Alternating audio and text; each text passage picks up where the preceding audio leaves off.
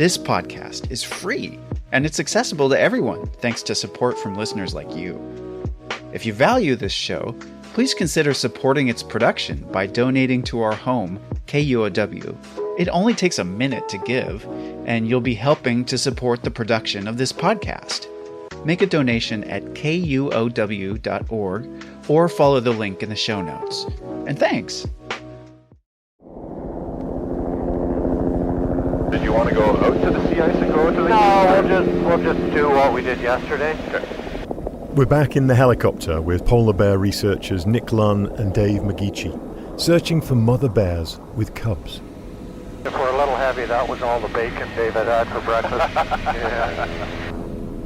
This is springtime over the huge, frigid landscape. Mother bears are waking up after 8 months of fasting and heading out to the sea ice of Hudson Bay. We're just back in the air after finding the female bear without any cubs. It doesn't take long for Nick to spot something.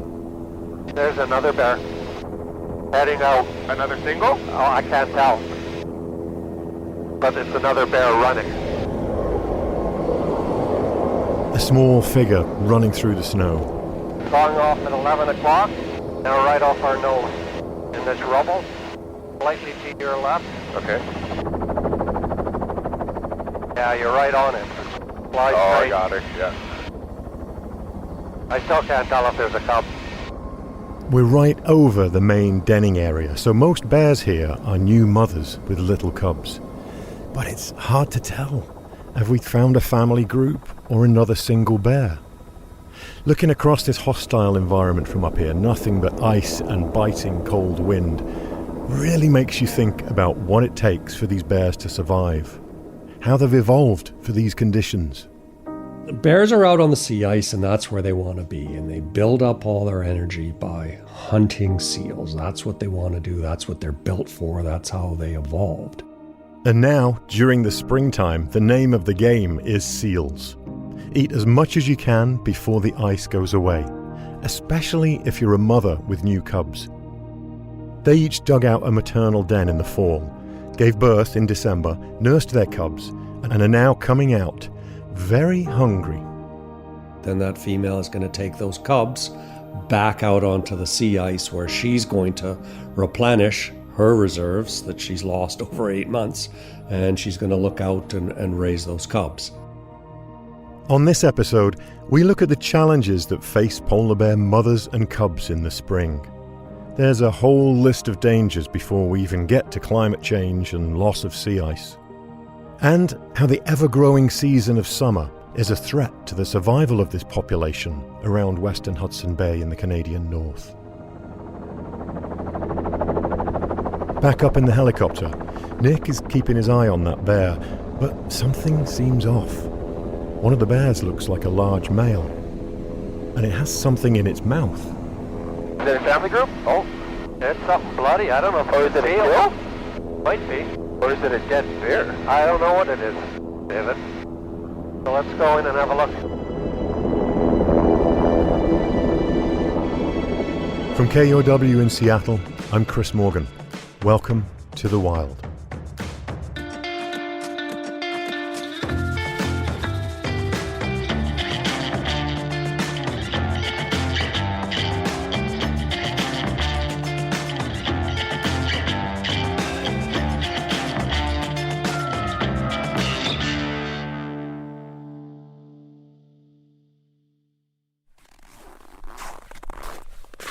Sea ice covers nearly 7 million square miles of the world's oceans at any given time.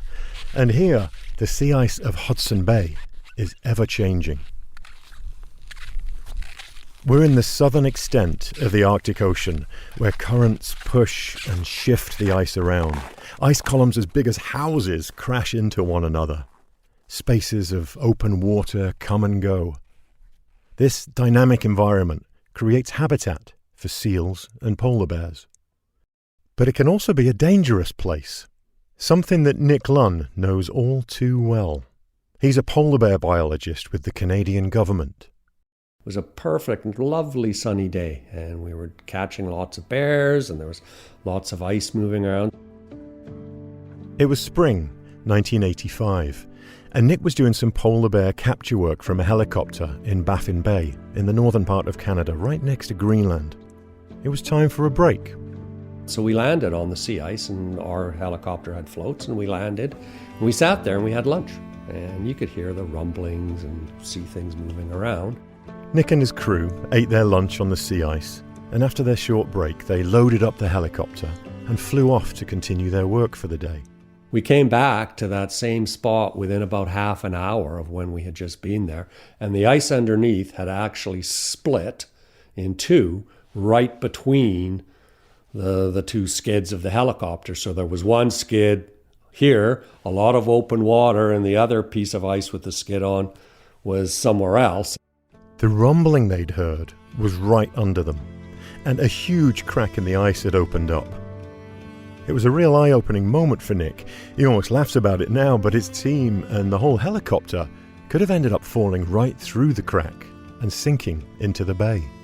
I could imagine that if we started seeing that happening with a helicopter not running and we're just sitting there, it would have been probably quite a different experience.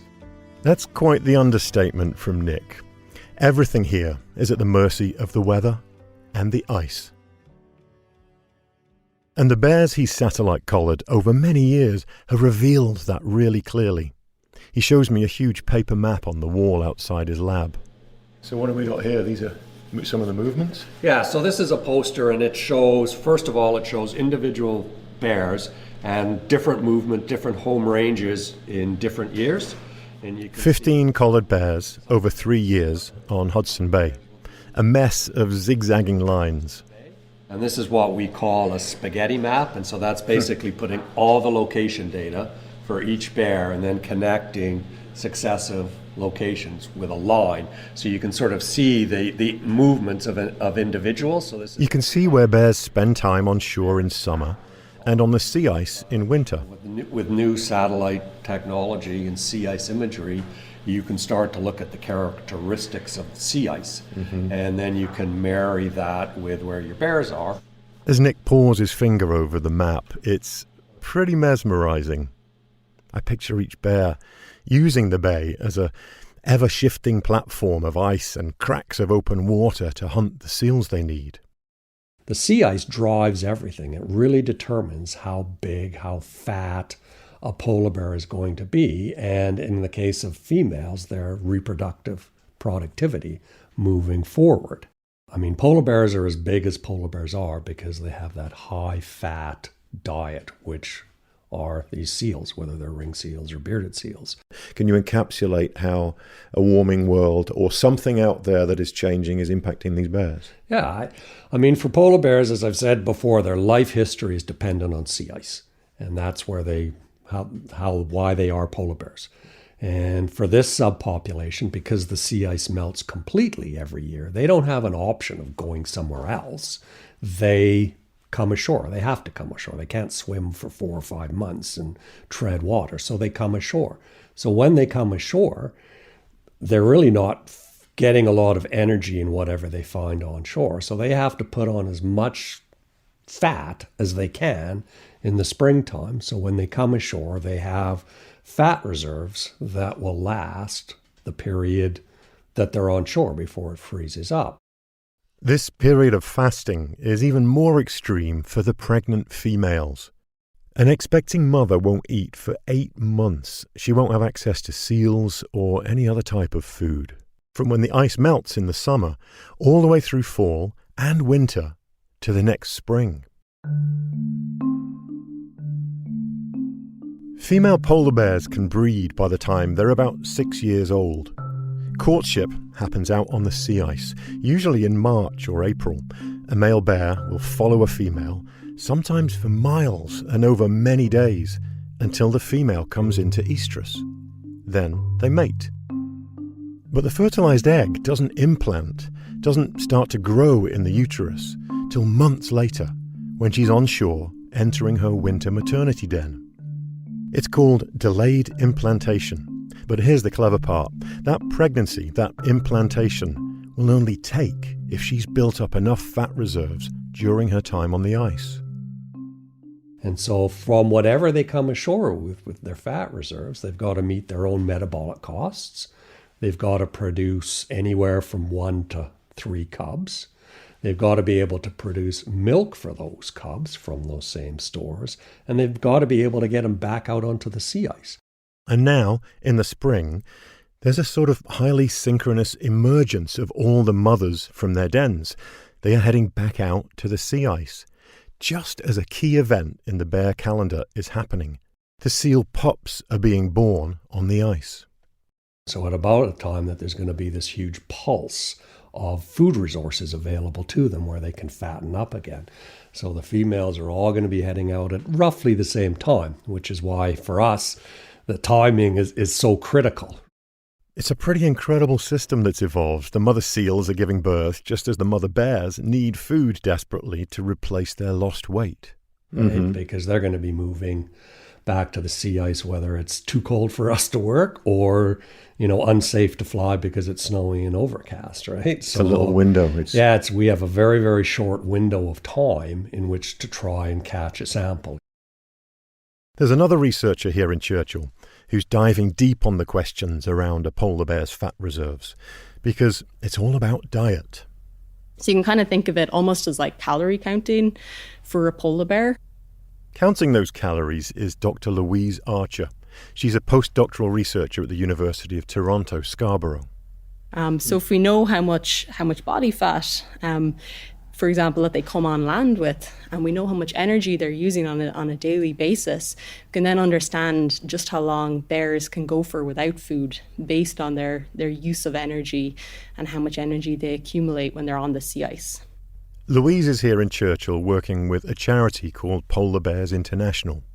I come from a small town on the southwest coast of Ireland. Yeah, I come from a bit of a ways away.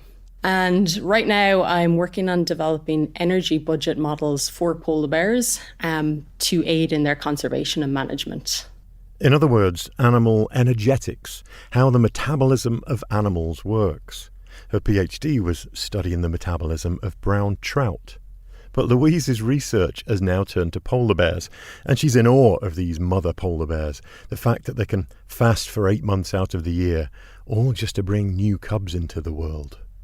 These tiny, tiny bears, a newborn polar bear cub is only about the size of a stick of butter, so just bigger than the size of your hand. Really tiny animal, has only a very fine amount of fur, almost helpless.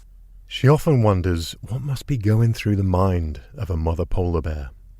When you're somewhere like Churchill and you see the snow blowing outside, I do always think of there's a mum probably getting ready to leave her den right about now, and is she going to poke her head out and it's going to be blowing snow and that's going to be the cub's first experience, and how long is she going to stay around for and what are they doing? Louise has been using computers to build models that can predict outcomes and hopefully answer those questions. So it's a lot of taking different sources of data, using theoretical relationships from physiology and integrating all these things in to build a picture of what an energy budget looks like for a polar bear and integrate this into a modelling framework. She's looking at the level of energy a bear needs to sustain a healthy weight. And as you can imagine, a massive animal like that needs a lot of calories. But we know for an average bear moving around on the sea ice, they'd need to catch an adult seal. One adult seal around every 10 to 12 days would keep an adult polar bear on the sea ice, breaking even in terms of calorie needs. So year round, though? Year round, yeah. So that's like 50 odd seals a year. That's around 50 odd seals a year on average. And then it changes if you think about the kind of prey they're eating. So seal pups are less calorie rich, so they'd need to eat more seal pups just to break even. So it does vary depending on lots of different things. A polar bear digests fat from seals very efficiently. They absorb about 97% of the fat they eat, and they need every ounce of it, especially mums, because they provide milk for their cubs for up to 2 years. So she really is funneling a lot of energy into her cubs. So polar bear milk can be around 31% fat. So we're talking about like whipping cream level of fat. So she really is fueling a lot of energy into her cubs. So it's pretty incredible that she's able to do that, and that she can then go on and hopefully keep those cubs going. When she went into the den, the mother bear's body temperature dropped a degree or two to reduce her energy needs. She's sleepy, but awake. Every few days, she scrapes ice away from the ceiling to let oxygen in.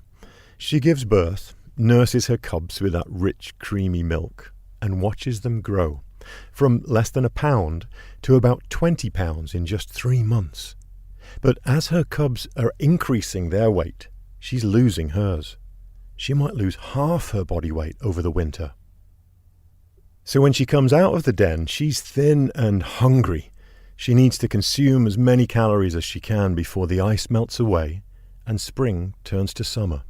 So the cubs will start to feed on seal kills that she makes as well. So cubs will start eating little bits of seal meat and seal blubber around this time, but they're still depending on the female to provide milk for them as well. So she's got these two challenges because, of course, in Hudson Bay, the ice is going to melt coming into the summertime. So she really has to get out there and feed heavily around this time coming into April time, so that she can build back up her body fat to come back onto land with her cubs, continue on lactating hopefully, and be able to support them through that period of time in the summertime. Not easy being a mother polar bear. Yeah, it's so challenging. Will she have enough calories in reserve to last if this cycle stretches beyond those 8 months? How long can a mother make it work? I find it incredible when you think about what female polar bears can do and the challenges that they can face and still be able to support their cubs. Louise's computer models are showing that it is getting harder and harder for females with cubs to find enough calories in Hudson Bay. Because the sea ice is melting earlier, it means that females have less time on the ice to build up fat reserves they need when they come onto the land. But they're also spending longer on land when they're not hunting. So it's kind of hitting them from both directions of shorter time when they can hunt and longer time when they have to rely on their fat reserves to fuel them. And that is becoming more difficult for polar bears here. But it's not just finding enough calories and a changing climate that makes life so tough for them.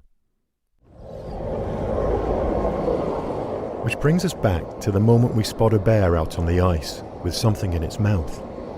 There's another bear heading out. Another single? Oh, I can't tell.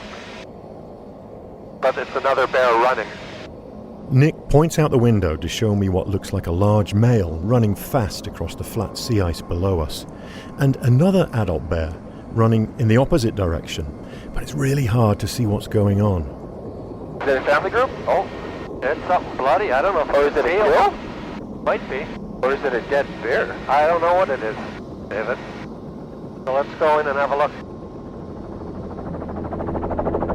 The pilot drops us lower, and as we approach, the adult male drops whatever was in his mouth and takes off running.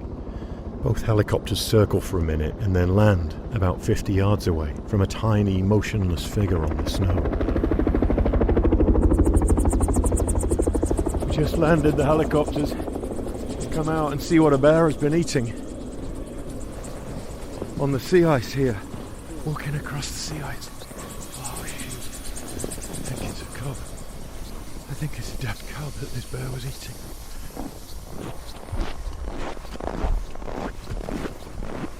Oh, it is. Oh, no. It's a tiny, single polar bear cub, lying motionless in the snow. It all hits me at once. How vulnerable this little creature looks out here, miles from shore on the endless sea ice. But also, how tough this cub has been to even make it this far. We saw it had something in its mouth, and we thought maybe it was a seal. Nick and Dave try to piece together what happened. But it turned out to be a bear cub, and now we're thinking maybe that bear, the first bear, might have been an adult female, and this might have been her cub that adult male took. So oh, that's so sad. The circle of life and nature. This circle of life sometimes includes males killing cubs. It's called infanticide. Some scientists say it's just for food, others say it's to make the female available to breed again. But in his 42 years of research, Nick tells me he's never seen what we saw today, a male carrying a freshly killed cub. The team weighs the cub, 27 pounds, a very healthy little polar bear. It's just brutal to see. Nick believes this cub was alive sometime today, perhaps even less than an hour ago. And the cub is still a little bit warm, even deep down in there, and soft. Oh, this poor creature, right? Compared to, there's a story with every one of these cubs. My thoughts turn to the mother, all the work she put into this cub, just to lose it all on the family's first day on the sea ice. Later, Nick's assistant, Dave McGeachy, describes the hardship this cub's mother had to go through.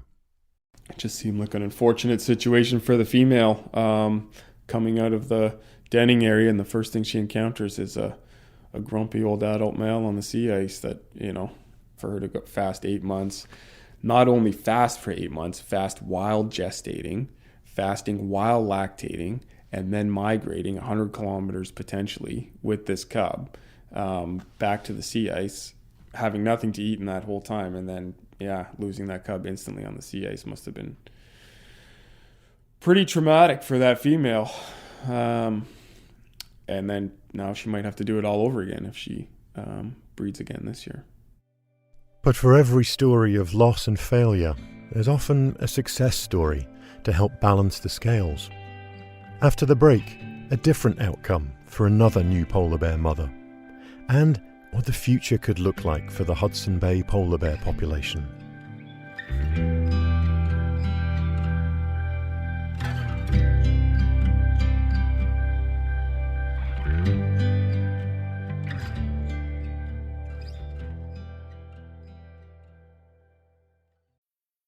I'm Alex Schwartz. I'm Nomi Fry. I'm Vincent Cunningham, and this is Critics at Large, a New Yorker podcast for the culturally curious. Each week, we're going to talk about a big idea that's showing up across the cultural landscape, and we'll trace it through all the mediums we love: books, movies, television, music, art. And I always want to talk about celebrity gossip, too. Of course.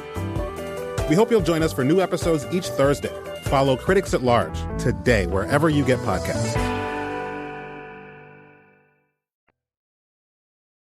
Polar bears are usually solo animals, out on the ice, hunting to get the 50 seals they need every year to get enough calories.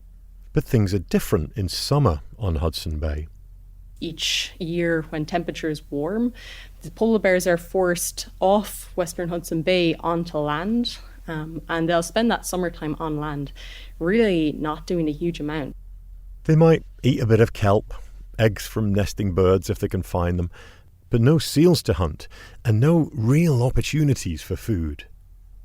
Louise Archer describes how the polar bears are forced into a time of taking it easy, sometimes in groups, under a warm summer sun they're not really designed for. They can even overheat pretty easily because they have so much body fat. So what they tend to do when the sea ice disappears is really just conserve energy. So they'll won't be moving around very much. They'll spend a lot of time just chilling out. Every day they're stuck on land, an average bear loses 2.2 pounds.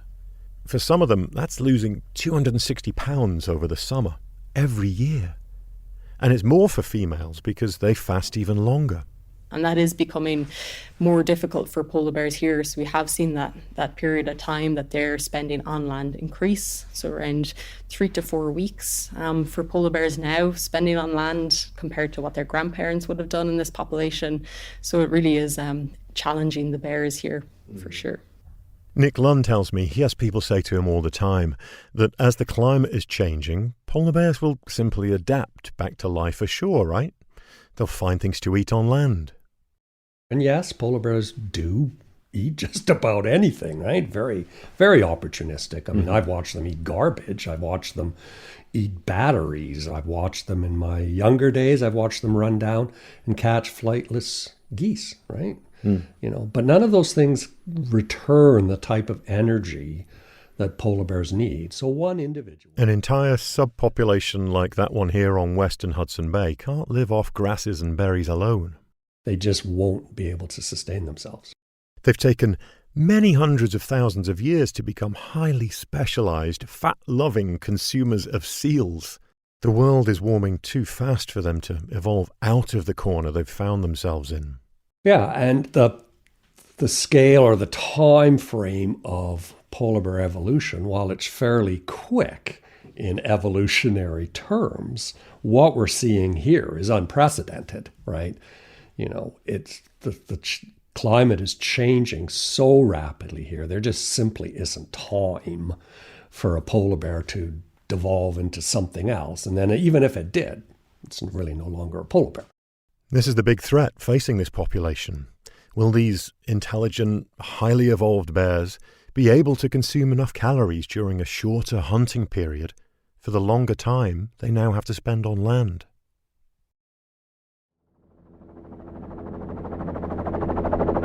Back up in the choppers, there's a big black hole in a deep snowbank right below us. It's a den that's just been evacuated. And there's more than one set of very fresh polar bear tracks. Lots of activity in that creek. Is that the way you're looking at, Nick? There's just some right. Oh, there's a bear right there. They're right in front of us. They're right off our nose. Nick spots a bear on the edge of a frozen lake, and it looks like she might have some cubs by her side. I'm in the second helicopter above them, watching the whole unbelievable scene. Did she have two when we first sighted her? She had two, yep. So where's the other one? Is it still in her tracks back there? A mom with two little cubs. Exactly what Nick's looking for. Nick's assistant and the pilot successfully dart the mum. One cub stays right next to her, but the other cub has run off in the opposite direction. Oh yeah, it's right down there. It? In the trees? In the snow. So how do you wrangle a polar bear cub? Oh, you're gonna find out. The helicopter makes a few circles around the lake to keep a close eye on the cub. Then they make a landing, scoop the cub up, gently sedate it, and fly it over to where Mum is.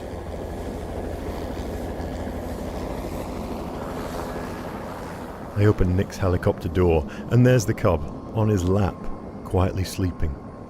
There he is. Can I carry her over? Yeah. Nick hands me the little bundle of fur, and I bring her over to reunite her with her family. Everybody is sleeping. Mom is fast asleep. Okay. And her sister is making a lot of noise. Okay. Okay.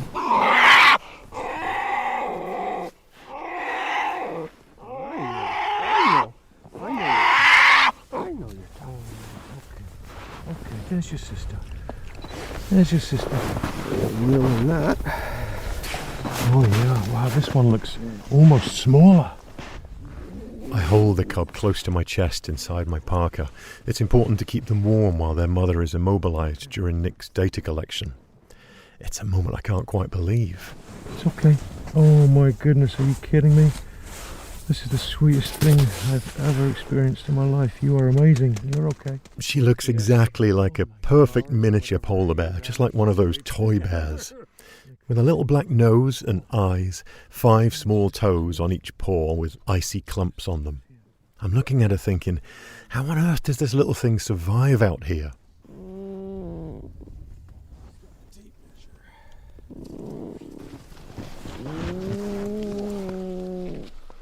And then she starts to snore.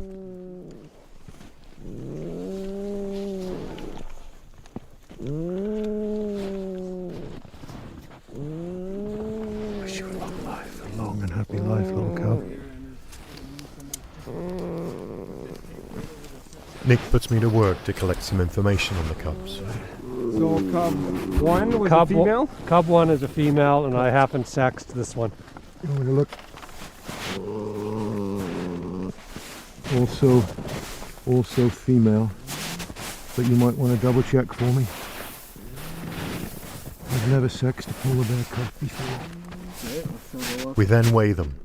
So 17 pounds. Do you want to double check? You got the light on your side. 16 and a half. Okay. 16 and a half.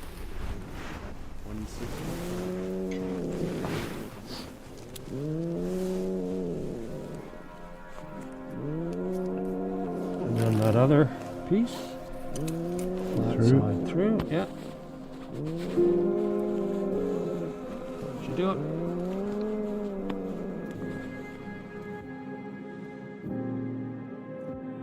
This spring fieldwork allows Nick to monitor the condition of mothers right before they're able to hunt on the ice again, and also their litter sizes, cub sex ratio, and cub weight. He can then track how sea ice breakup is affecting these things. Nick has found that the size of cubs has been changing. They aren't as big as they used to be. He tells me about a time in 2017 when he saw a female with 2 cubs from the window of his helicopter. And the first cub was with her, like, trundling along through the snow. And then behind her was this really, really tiny cub that couldn't keep up. And Mum kept running, going back and moving back and forth and back and forth. Normally, Nick gently immobilizes the cubs so they can sleep while he takes measurements and weighs them. But this cub was so weak and so small that Nick didn't dare to do that. I truly thought that if I immobilized it, I would kill it, right? And I was able to take all the measurements that I would normally take, its length and all those sorts of measurements with it not immobilized. And I didn't put tags in its ears because to do that, I would have had to have immobilized it. So I got some basic information from it, but it was really, really sad. It's by far the smallest cub that I had ever seen in 40 years. What was the future looking like for that cub? That cub, I would guess it would be lucky if it even made it out to the sea ice, right? It was in such poor shape. Cubs that are smaller and not as healthy have a direct impact on the growth and survival of this next generation. And it's not just the cub numbers and weight that's dropping. And what we're starting to see is, even now, that young adults, the 5, 6, 7-year-olds that back in the 80s would be producing cubs, they're not.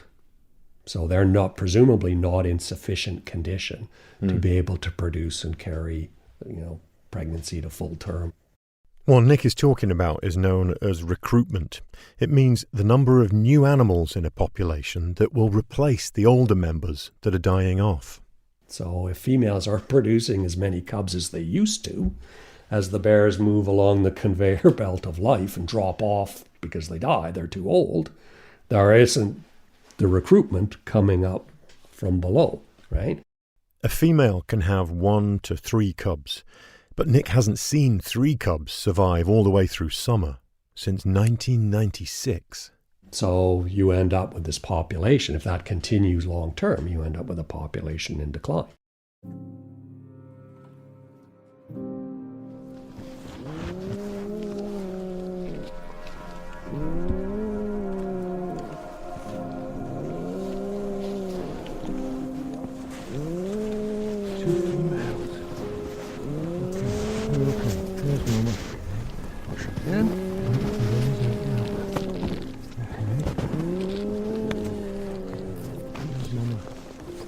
It's a profound feeling, knowing what Nick has told me about this as a population in decline while holding the next generation in my hands.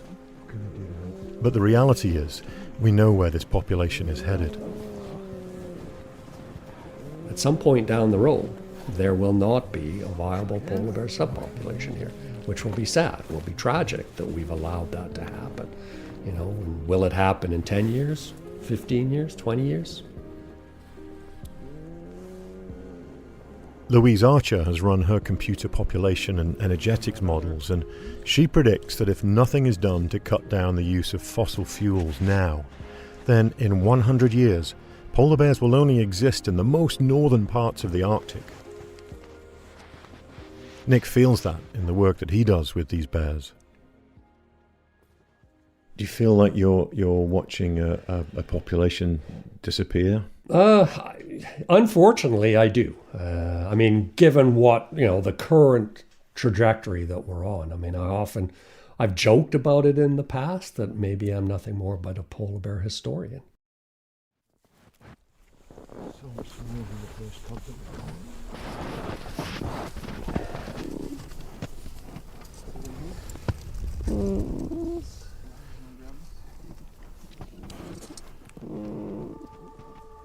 Maybe that is the sad reality, but there are still places I can see hope. And there's one right in front of me. That small, sickly cub that Nick just talked about, the one he saw a few years ago. He never found out if it lived or died, but his field records reveal something extraordinary to us. This polar bear mother we're with right now is the mother of that cub. And here she is, 6 years later, with a new litter of cubs, and both of them looking fighting fit and ready to take on the sea ice. And most importantly, both of them are females. So this mother has put these 2 females into the world, and that's amazing for this population. It's exactly what it needs to sustain it into the future. It's amazing to think that I'm holding the future population of polar bears, part of the future population of polar bears in this area. It's incredible.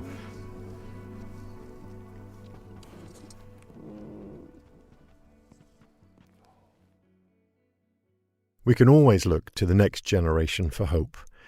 When I was talking to Louise Archer, she told me she feels hope when she sees young people talking about climate change.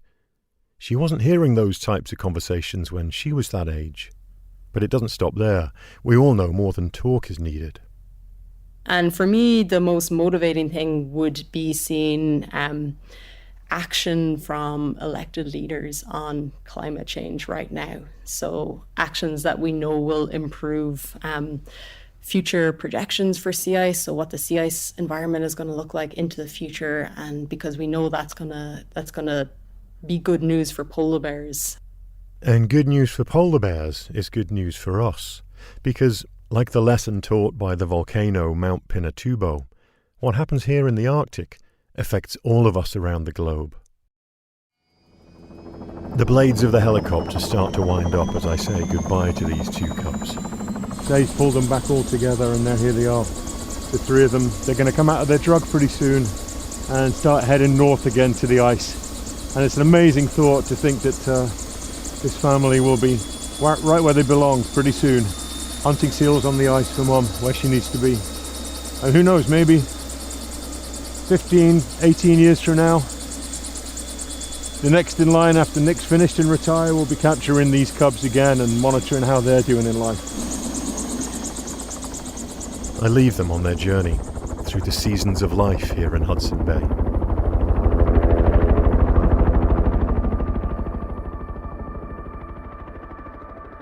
My time here has been so impactful, I think because Nick's work doesn't just look at an entire population of hundreds of polar bears. It teaches us about the individual bears too, the things that can sometimes get lost in science, the ups and downs of each of their daily lives. We admire these creatures so much, their resilience, their intelligence, and because they can do things that we can't. They can live in places where we would fail. But that admiration is often mixed with guilt, that we're the ones who are upsetting the balance of their world in a place that's already filled with daily struggle for them, in a home that's disappearing around them as they quietly signal the alarm. Perhaps what's needed is not just hope, but belief that we will correct our course for each of these incredible bears, their descendants, and all of us on planet Earth.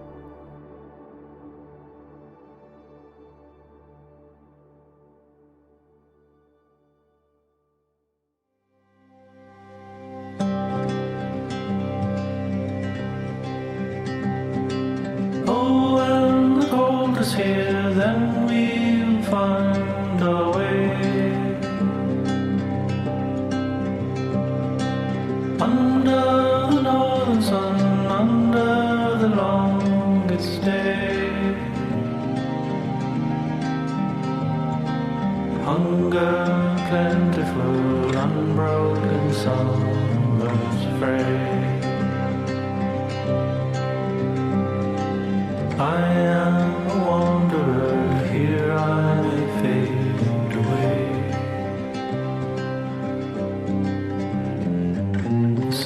statue carved in snow, a heart grown cold and slow, as still as frozen leaves, I wait at winter's eve.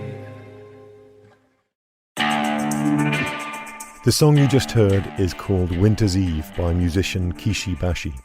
He wrote it after taking his own trip up to Churchill. It caught our ear and we asked if we could use it, and he said yes. Thanks, Kishi. If you want to see some incredible imagery of polar bears and my time up in Hudson Bay, we made a short behind-the-scenes film to share with you, produced by Paul Bikis. There's a link in our show notes. And as always, there are some great photographs and clips on Instagram at The Wild Pod and mine at Chris Morgan Wildlife. This is the last episode of Season 5, folks. Wow. But guess what? We're already working on Season 6.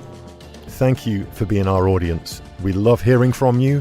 We love being a part of your life. Here's to more stories to come. The Wild is inspired not just by nature, but by the people who work in it, love it, protect it.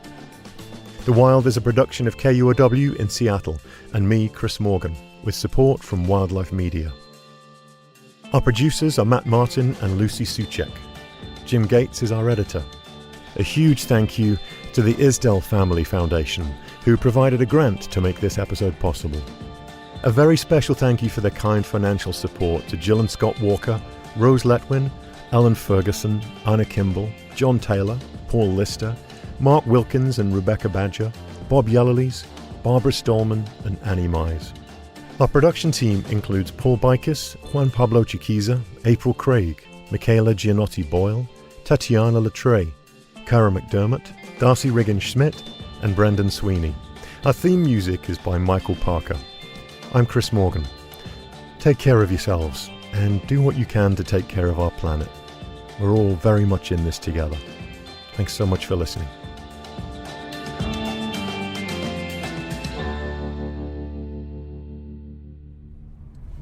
Has anyone else just not bothered to put their seatbelt on because it's too much hassle?